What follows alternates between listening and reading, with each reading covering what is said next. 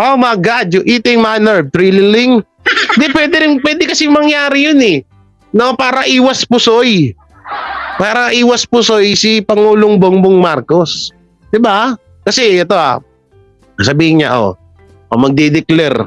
Kasi sabi niya wala daw magagawa eh. O kasalanan to ni Trillanes. Sabi ni Trillanes, wala daw magagawa ang ating Pangulo kapag pinasok na tayo ng ICC. No. So ibig sabihin, ang mangyayari nito, parang pinapalabas nila na hinahadlangan naman talaga ng ating presidente ang paghuli kay Rodrigo Duterte. Pero ang totoo po nun ay ang totoo po nun ay talagang planado nila 'yan. Ganun ba? Para iwas pusoy. Parang biglang pumasok sa isip ko eh.